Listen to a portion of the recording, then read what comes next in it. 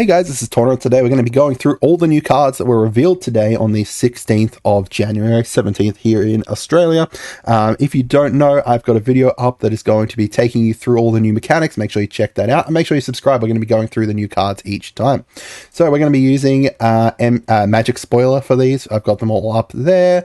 Let's go through them one at a time. So we've got Taser, new Taser, Opulent Oligarch. I cannot pronounce that and I apologize. She's got Death Touch. At the beginning of your end step, investigate for each opponent who lost life this turn. So this is looking really good to me in like a clue deck that is also based around, sacking stuff, because there's a lot of really great like white and a lot of white and black cards that when you sack something, then you get to deal 1 damage to all opponents and stuff. So that kind of, goes really well there. The other part here, whenever a clue you control is put into the graveyard, you get to create a 1/1 white-black spirit token. There's some really nice arts here too. I love these arts here.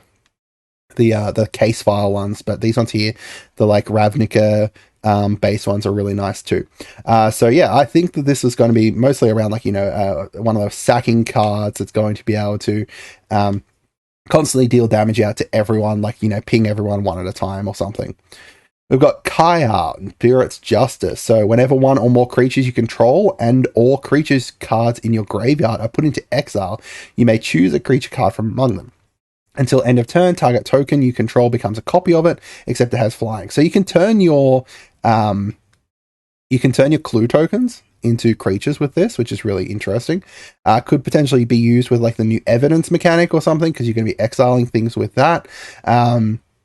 Especially because it says in your graveyard are put into exile, so it needs to be creatures from your graveyard. Or creatures you control, I guess. So, if someone like, send something away. You've also got the fact that it's built in here. You've got the +2 Surveil 2 and then exile a card from your graveyard. You get to create some white spirit tokens with flying and then exile target creature you control. For each other player, exile 1 target creature that player controls. So it's like exiling your own creatures to be able to get some bonuses. So we got some cool arts here, full art one there, which is really interesting. Personally, I don't know. I'll be very interested to see what this works, like how this works. Interesting is that it also is when it's put into exile. So you could potentially use this in like a flicker deck when you're flickering things out, because technically they entered exile. It just says when they are put into exile. So they're put into exile, then they come back. It doesn't say that they have to stay in exile. So maybe I'm completely wrong about that, but to me, that would make a lot of sense that, you could potentially turn some tokens into, something that you flickered or something. All right, we've got Callan, Inquisitive Prodigy. So this is the new Callan, Human, Fairy, Detective. Detective is going to be important. There's a few cards that kind of interact with it. So he's got Sorcery, as similar with all the other Callans. This one here is Investigate, and you can play an additional land this turn. This is about as Simic as it gets, except for, being a detective. But then again, the new Simic deck, I think, is built around being detectives and investigating and stuff. So this one here as well, he's got Flying, Vigilance. Whenever he attacks, destroy up to 1 target artifact. If you controlled that artifact, draw a card. I'll be very interested to see if he is in the new Simic deck, because that's based around like card advantage and stuff, and this is card advantage built into it. And clue tokens as well are built into that. We've got Auspicious Arrival, so you get target creature gets +2/+2 until end of turn, investigate. Pretty basic. You get the investigate obviously there. +2/+2 is not too bad. I don't know. I don't think I'll be running this unless I was running like a complete investigate deck. We've got Etrata, Deadly Fugitive. So she is going to be in charge of assassins, or you could potentially build an assassin deck around her. So face down creatures you control have spend 2, a black and a white, black and a blue. Turn this creature face up. If you can't exile it, then you may cast the exile card without paying this cost. So some people are questioning why this is here. There's potentially going to be cards that stop things getting rid of their disguises or something along those lines. Stop cards flipping over potentially or something along those lines. Who knows? This is just to make it so that you're still able to cast that spell. The second part here is whenever an assassin you control deals combat damage to an opponent, cloak the top card of that player's library. Now, assumedly you are the one who gets it, right? I guess the other thing is that is how does cloak work with non-creatures?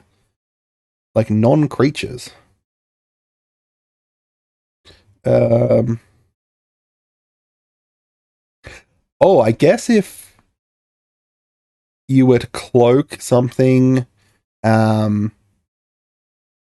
a non-creature, like a spell or a sorcery, that would work there. I guess that would work. And then I believe it's Cloak, the card from that person's library as well for yourself.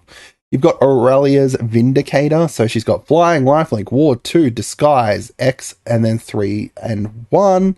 And then whenever she's turned face up, exile X other cards from your graveyard, from the battlefield, or creature cards from graveyards. When she leaves the battlefield, return the exiled cards to their owner's hand. So there's couple different things about this. First of all, it could be, using it to get rid of some of your opponent's stuff or anything like that, or you could use it to bring cards back from your graveyard. Exile cards that are in your graveyard, and then all of a sudden you've got essentially like a resurrection to put it back into your hand. I don't know, but that's the way I'm thinking about it. This card looks bonkers to me, because, you can use it to bring cards back into your hand. The disguise cost is obviously going to be a little bit expensive, but then you've got a decent body for it too, especially with, Flying, Lifelink, and Ward. So that's very interesting to me. All right, we've got Scene of the Crime. So this is a land, enters tapped, add 1 colorless, or tap an untapped creature you control to add 1 color of any one mana of any color, and then you can also sacrifice it to draw a card. So this is an artifact land clue.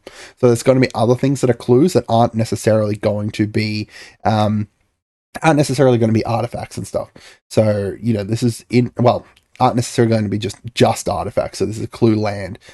So this is interesting. Tap something to get mana. That's not too bad. Entering tap is pretty good for for a tap land.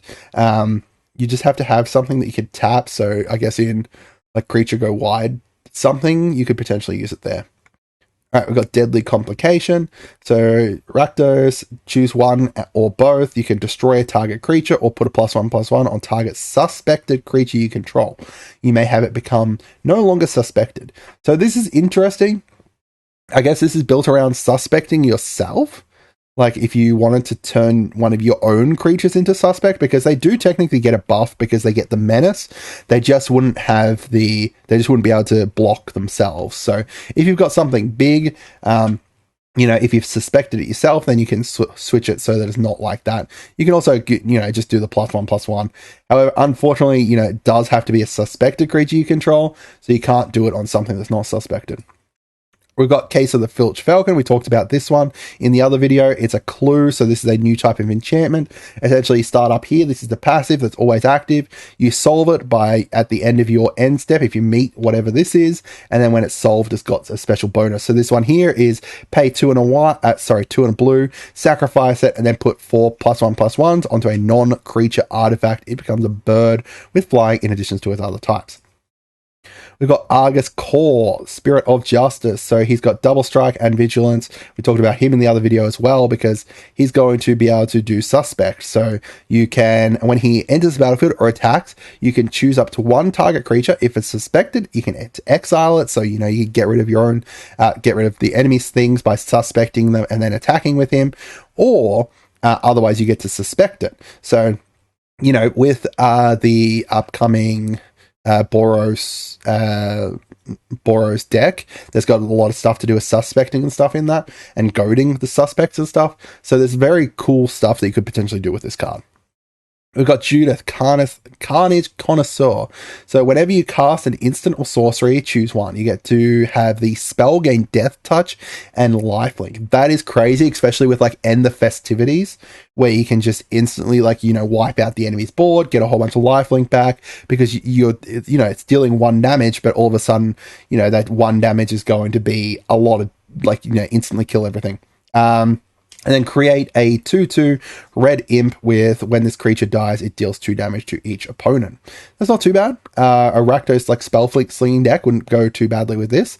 I'd be very interested to see if people, build it up as a commander. It looks really cool. We've got Axebane Ferox. So this is just a beast. I'm actually surprised this is just a beast instead of like, you know, like a fox beast or something like that. Who knows? There's lots of cool stuff they could potentially done with that. There's also different arts here. I keep forgetting to show the other arts, but you know, I think the cards are more important. So Axebane Ferox. So it's got Death Touch and Haste, and then it's also got Ward, Collect Evidence 4. So whoever's, you know, targeting it with a spell or an ability, they need to exile 4 mana cost value from their graveyard to be able to even target it. That is crazy Ward.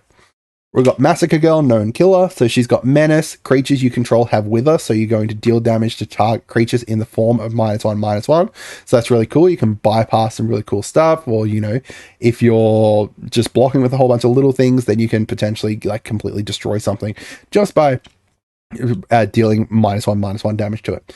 And then whenever a creature an opponent controls dies, if its toughness was less than 1, draw a card. They obviously synergize well together because you can reduce their toughness with the Wither and then draw cards from it. So we've got some cool arts here too. We've got Branch of Vitu-Galaxy. So this is add colorless, and then you can also disguise it. So interesting, you can disguise it. It's just a normal land. It does enter untapped, which is nice. So it's got disguise, so you can turn it into a creature, and then when you flip it for 3, and then it's going to add 2 mana of any one color until end of turn. You don't lose this as steps and phases end. That's really nice. We've got Tolsimir, Midnight Light. So new Tolsimir with a new Verger here. So when he enters the battlefield, you're going to create Verger, who's a legendary green wolf token with trample. Whenever a wolf you control attacks, if Tolsimir attacked this combat, target creature an opponent controls blocks that wolf if this combat if able. So you can potentially, you know, sack something to Verger by making their weak thing that was hiding there block it. We've got Trostani, 3 Whispers. Pay 1 and a green to give a target creature Death Touch. Pay either green or white. Target creature gains Vigilance. And then pay 2 and a white to target creature gains Double Strike until end of turn. Pretty basic. Dryad. Interesting, there's a legendary as well, so you could potentially run this as a commander. I'd be very interested if someone could make a commander deck around this, or what kind of commander deck that would be. You know, you've got green in there, so you've got a lot of stuff, and to be honest, the artwork is just amazing on this one. Really, really nice. All right, we've got Karlov, the Visionary Inventor. So he's got Menace, he's got Ward 2 and Haste. He is, whenever he attacks, sacrifice any number of other creatures. Then exile the top X cards of your library, where X is their total power. You may cast any number of instants and or sorceries from among the exile cards without paying their mana cost. Ooh. That is very interesting. So you're sacking your creatures, exiling a whole bunch of cards, and then being able to play instants and sorceries that you might find in there. This reminds me of Magnus, where, you know, when you're attacking and doing spells, then you're going to be creating tokens. So like a red-blue token deck that then you can sacrifice is their total power, not their total mana. So, you know, you can potentially get some really nice combos off of that. We've got Case of the Ransacked Lab. So this is instants and sorceries you cast cost 1 less. To solve it, you've cast 4 or more instants and sorcery spells in this turn. And then solved is whenever you cast an instant or sorcery spell, you draw a card.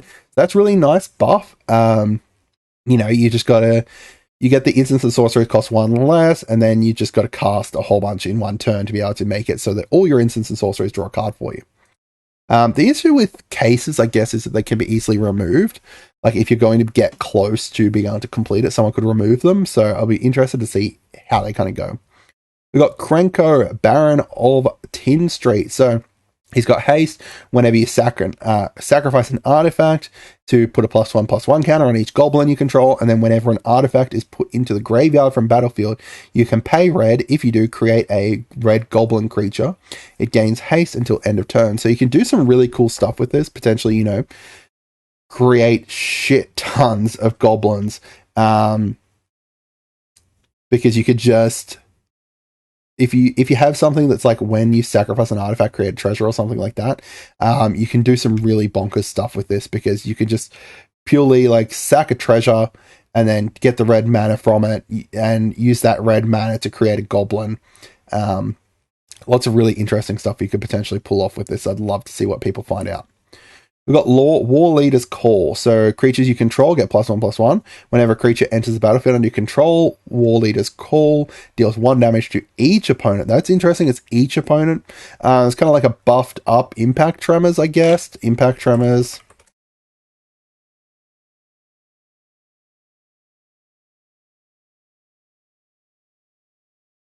Yeah, buffed up Impact Tremors that also...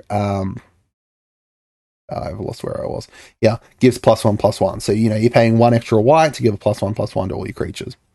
We've got Izoni, Center of the Web. Whenever it enters the battlefield or attacks, you may collect evidence 4. If you do, create 2/1 black and green spider tokens with Menace and Reach. Sacrifice 4 tokens to surveil 2, then draw 2 cards. And then you gain 2 life. So there's lots of really cool stuff you could potentially pull off with this as well. Like a...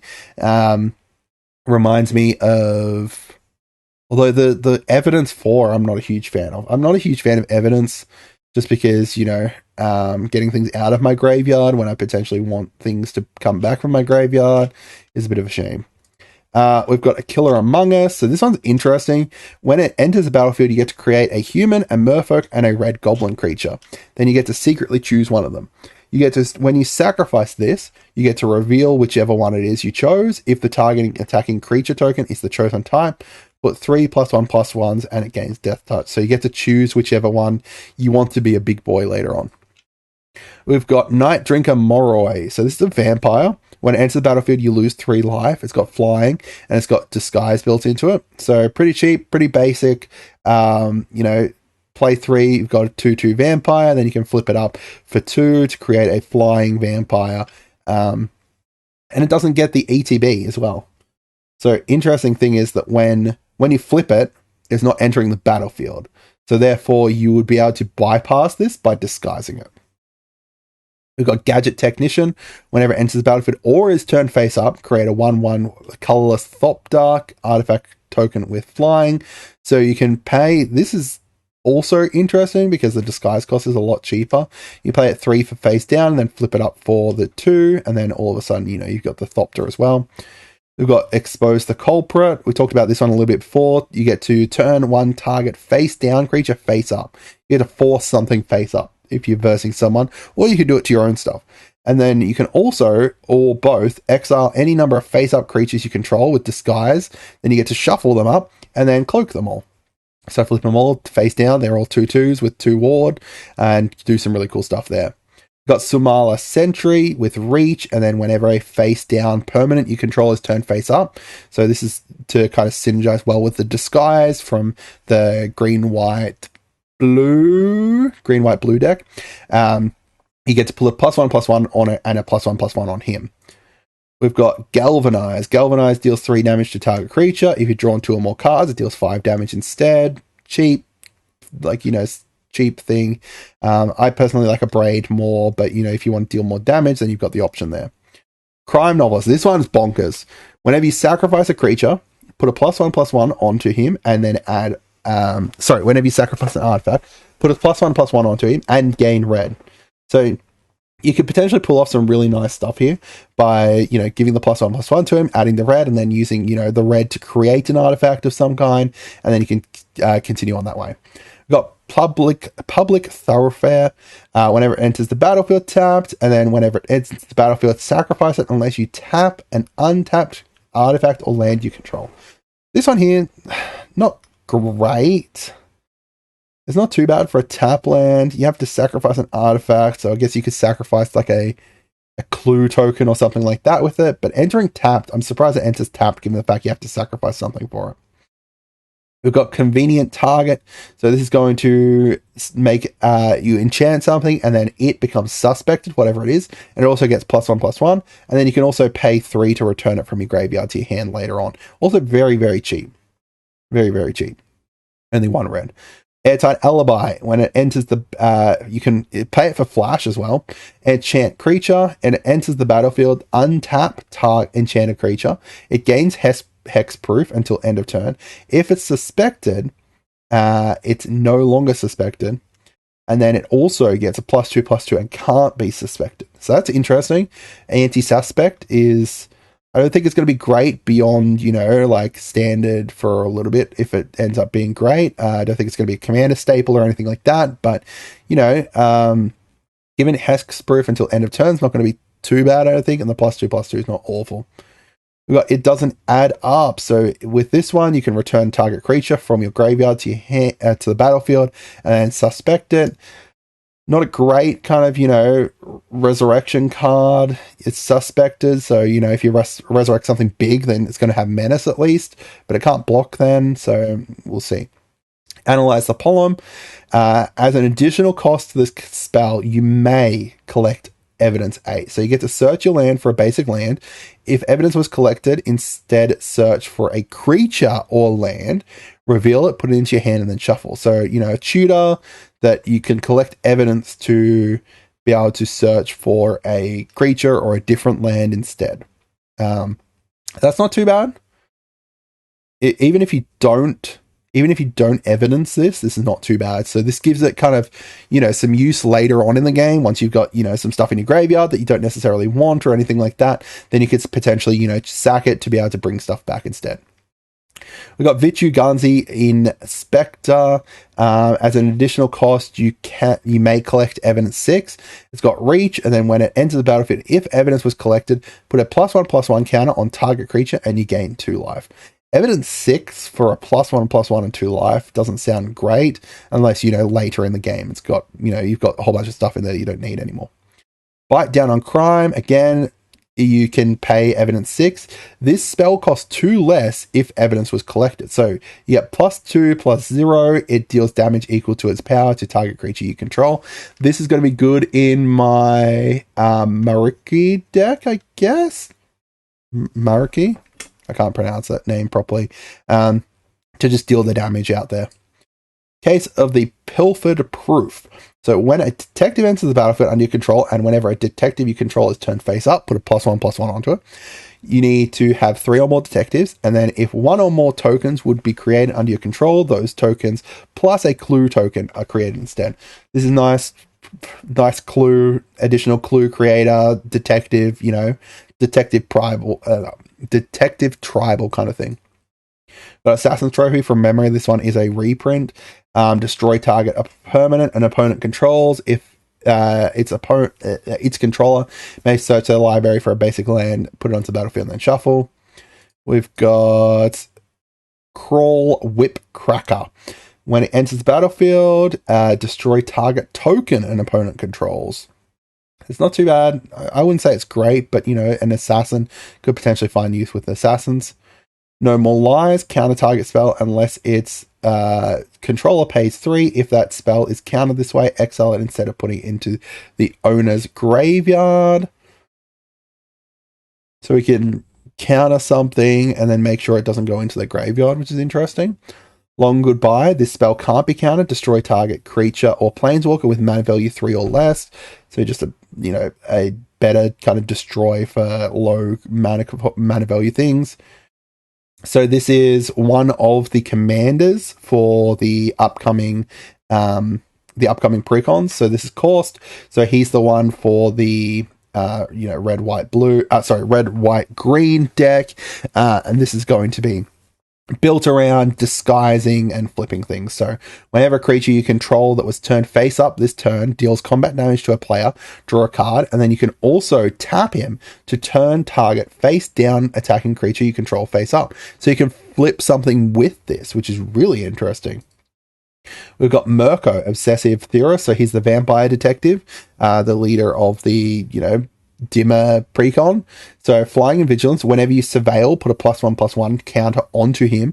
At the beginning of your end step, you may return target creature with power less than his from the graveyard to the battlefield with a finality counter on it. So the finality counters have come back here as well, that are used in the that were used in Ixalan. So, you know, he's the commander there for the dimmer one. We've got Morskar, who is the commander for the green, white, blue deck, built around card advantage and clue tokens. So you have no maximum hand size. At the beginning of your upkeep, you get to investigate. So just investigate every single turn. And then whenever you draw your second card each turn, put 2 +1/+1 counters on her. And then finally, we've got Nelly Borka. So she is the commander for the Boros suspect deck, suspect and goading deck. So whenever she attacks suspect target creature, and then goad all suspected creatures. So that's really interesting. And then whenever one or more creatures an opponent controls deals combat damage to one or more of your opponents, you and the controller of those creatures each draw a card. So you can do some really interesting protection, working with people and being like, hey, if you go to attack him, then you're going to be able to draw a card. Because it's not whenever, a goaded creature or anything like that does. It's just whenever anything does. All right, we've got Gamble. So this is the special guest. So Gamble, search your library for a card, put it into your hand, and then discard a card at random and shuffle. We've got Ghostly Prison. Creatures can't attack you unless their controller pays 2 for each attacking creature. We've got Fabricate, search your library for an artifact, reveal it, put it into your hand, and then shuffle. So tutor there. Show and Tell. Each player may put a artifact, creature, enchantment, or a land from their hand onto the battlefield. We've got Tragic Slip. Target creature gets -1/-1, -1/-1, and then -13/13 if a creature died this turn. We've got Victimize. This one just got a reprint, I thought. I swear Victimize just got a reprint.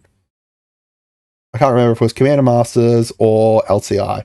Choose 2 target creature cards in your graveyard. Sacrifice a creature. If you do, return the chosen cards to the battlefield tapped. And then we've got Tireless Tracker here to work with the clue tokens. I think I was going to do a guess of what would be coming back, and this was one of them, because it's whenever a land enters the battlefield, you get to create a clue token, like investigate. And then whenever you sacrifice a clue, put a +1/+1 onto it. And then we've got Drown in the Lock here. Choose one. You can either counter a spell with mana value less than or equal to the number of cards in its controller's graveyard, or you get to destroy a creature with the exact same thing. Field of the Dead as well is another one that I think is a decent reprint. Enter the battlefield tapped, add 1, and then whenever Field of the Dead or another land enters the battlefield under your control, if you control 7 or more lands with different names, create a 2/2 black zombie creature token. So Mastermind Plum, so this is obviously from the clue set. Whenever he attacks, exile up to 1 target creature from a graveyard. 1 target card from a graveyard. If an artifact card was exiled this way, you get to create a treasure token. Whenever you cast a spell, if mana from a treasure was spent to cast it, you get to draw a card and you lose 1 life. The library, same as all the other clue lands. The knife, as long as it's your turn, equipped creature gets +1/+0 and has first strike. So Lavina, I believe, is going to be one of the promos too. She's got Vigilance, and then whenever you cast your second spell each turn, investigate. This one is interesting too. You get to add 2 colorless, but you can only activate it during an opponent's turn. So, if you're doing counter spells or something like that, it's very interesting. And then it's also here whenever you cast your second spell each turn. So it's not even necessarily on your own turn. Malik Reforged Researcher. His power and toughness are equal to twice the number of instants and sorceries in your graveyard. The first instants and sorceries you cast each spell, it costs 3 less to cast. Some very cool stuff you could potentially do with that with Izzet Spellslinger. Tomic, Wielder of Law. Potentially like a Planeswalker Super Friends deck here. Affinity for Planeswalkers, Flying and Vigilance, and then whenever an opponent attacks with creatures, if 2 or more of those creatures are attacking you and / all Planeswalkers you control, that player loses 3 life and you draw a card. So you got some protection in there for your Planeswalkers to get them going, as well as, the affinity here to be able to cast him easier. We've got Vojar, Jaws of the Conclave. So this is another one. This one's tagged as pre-release, pack exclusive. So Vigilance, Trample, Ward 3. Whenever Vojak Jaws of the Conclave attacks, put X +1/+1 counters on each creature you control, where X is the number of number of elves you control, and then draw a card for each wolf you control. So, you know, similar to, the other versions of him. You've got synergy with elves, synergy with wolves. I was actually a bit disappointed that he wasn't a dog instead, that wolf is separate to dog, because I would love to be able to play this in Rin and Seri. We've got Undercover Butler. So this is another one of the clue cards. Whenever it attacks the player with the most life or tied for the most life, it can't be blocked. We've got Defenestrated, I've probably butchered that, sorry, Phantom, Flying, and then Disguise 5. This is a costly disguise. I guess you really want to kind of catch someone off guard by turning your 2/2 into a 4/3 there. This one here is not in English. However, it's a case, and then whenever it enters the battlefield, you get to destroy a target creature that took damage. This part here is solved when 3 or more creature cards enter the graveyard from any area this turn. And then the final part here is this becomes a 4/4 Gorgon with Death Touch and Lifelink, and it's still a case, I believe, as well. We got Extract a Confession. As an additional cost, you can collect evidence 6. Each opponent sacrifices a creature. If evidence was collected, instead, each opponent sacrifices a creature with the greatest power among creatures they control. This one's really nice. First of all, it's really cheap. Secondly, you can use the evidence to make it so that they're getting rid of their big things. But even if they're not getting rid of their big things, I like the evidence because it gives like a, this is what I want to do early game, but late game I can do this instead to make it a better card. We've got Felonious Rage. So target creature you control gets +2/+0 and gains haste until end of turn. When that creature dies this turn, this is interesting. You get to create a white and blue detective. So you're buffing something up, and then if it dies, then you get to create a token. That is a very interesting card.